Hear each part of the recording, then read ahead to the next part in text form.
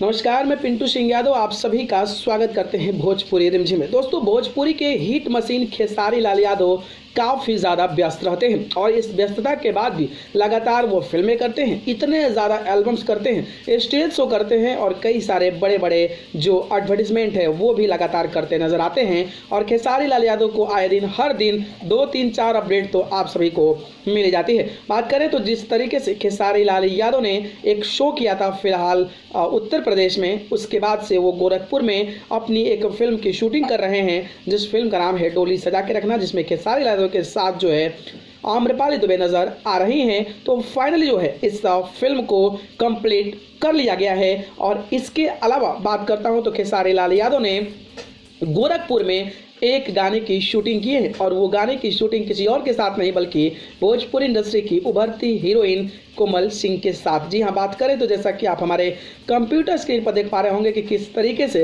Red dress में खेसारी लाल यादव और कोमल सिंह नजर आ रही हैं और तस्वीरें बयां करती है कि खेसारी लाल यादव का ये गाना में किस तरीके से बड़ा तांडव होने वाला है। और खेसारी लाल यादव और कोमल सिंह की जो जोड़ी है वो लोगों को काफ़ी ज़्यादा पसंद होने वाली है और ये गाना जो होगा वो लोकगीत होगा। तो फाइनली जो है इस गाने की शूटिंग कोमल सिंह और खेसारी लाल यादव के साथ गोरखपुर में कंप्लीट हो चुकी है।